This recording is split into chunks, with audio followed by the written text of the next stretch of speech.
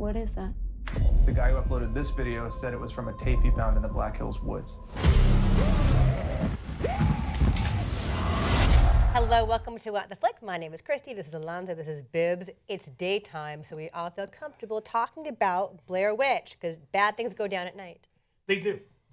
Let's talk about Blair Witch. Let's do. Let's do that. Come over here, camera.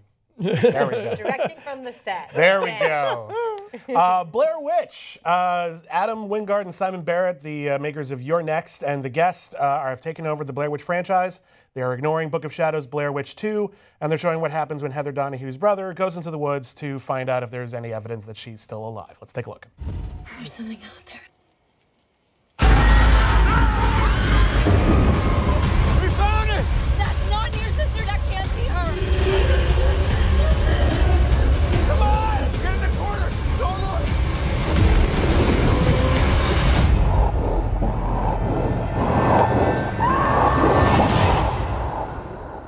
I'm so sorry.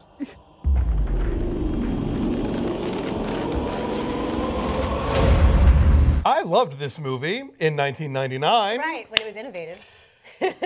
I'm stunned because, you know, Wingard and Barrett are like the guys for indie horror right now. I love The Guest. And, Yeah, The Guest is brilliant. And I was like, y'all aren't bringing anything new to the table here except for the drone. Like the drone is the new. drone is new and the GPS is new, although the witch is still stronger than the GPS. It's a thankless task adding a sequel to a horror franchise because there's two schools of thought. One, why would you change anything? Go back to the original. Go back to what made it work in the first place. And why are you doing the same thing all over again? Why aren't you changing anything? And if they did one, we complained it was too far from the Blair Witch. And if we did the other, because that's what happened with Book of Shadows. And then we complain both ways. It's a thankless task. And I think what... Then maybe don't do it. Then, okay, fine. Let's not make option it. 3 is on the table. Yeah. Don't do it. Come up with something new. You know, the Blair Witch Project is actually been stagnant for over 15 years. Yes. We had the first one in 1999. We had the second one in 2000, which tried to completely flip the script. Did a very poor job of it. Although apparently that was one of those ones where the director didn't get his final cut, right? Right, That but it was the also... studio interfered and kind of changed what he was trying to do. But it was also rushed as hell. Well, it was yes. produced and released in less than a year. And I feel like with Blair Witch, this movie is, yes, it's following up Blair Witch. It is treating the original film as canonical. It's ignoring everything else.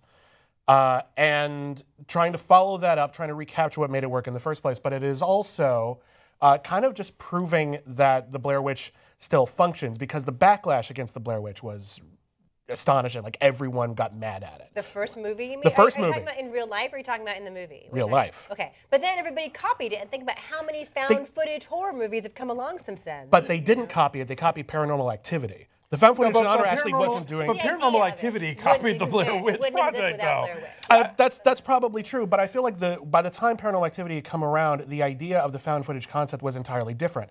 Blair Witch Project is about people who aren't making a documentary at that point.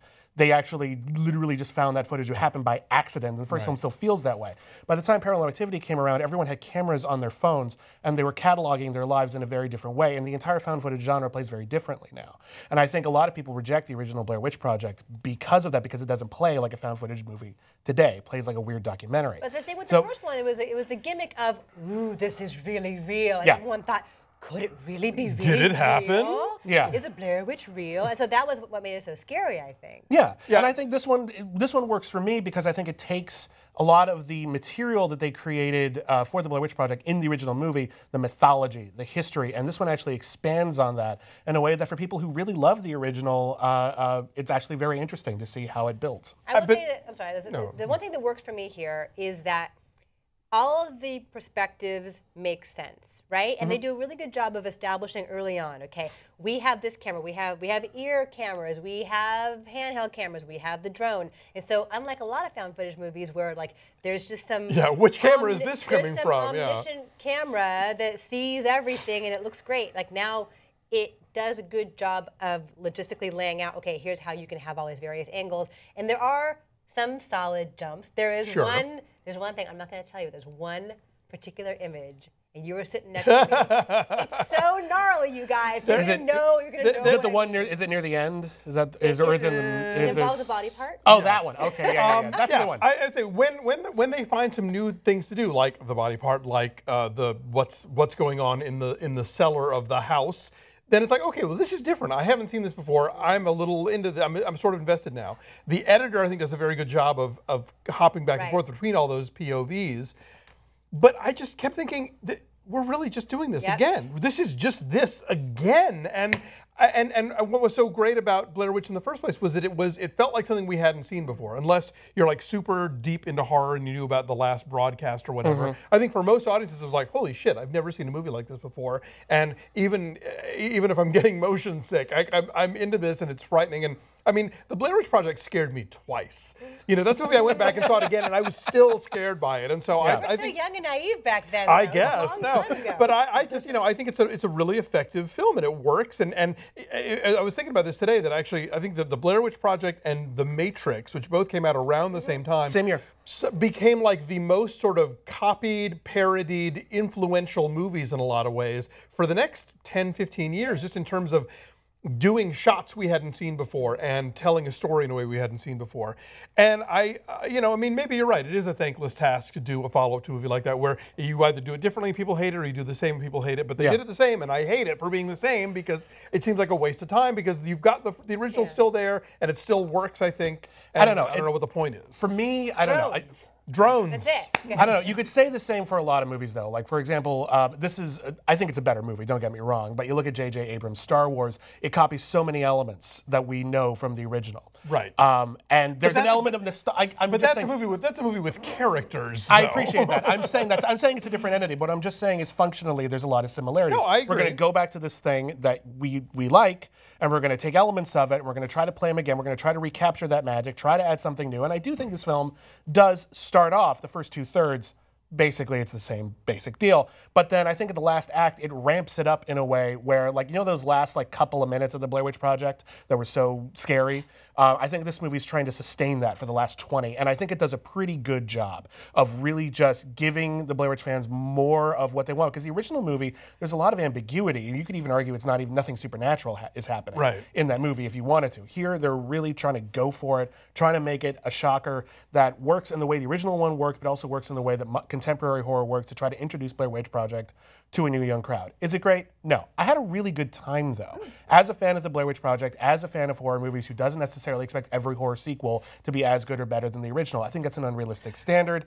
I just think it needs to be good in its own right. It needs to be entertaining in its own right. This is good. It doesn't hurt the original in any tangible way. It's just a fun follow-up, and it erases a lot of the bad will we had left over from Book of Shadows. It's fine. It does what it needs to do in a fine way, right? But does it need to exist? It doesn't do anything new. It doesn't do anything new. No, like it's tense, it's decently made, it's coherent. It didn't make me want to throw up, right? I didn't have to. Your standards of this movie are very high. I mean, you're right. They do elongate that sort of like, oh shit, we're at the house, now what stuff. But to get there, you have to endure the whole rest of the movie that is so achingly familiar that by that point I was like, I don't know. Okay. For me, it felt suspenseful. Like, when are we going to get to it? Because I know these filmmakers. I know they will. They're not going to dick us around. Yeah. And sure enough, I think the film pays off rather well. Okay, what's your number then?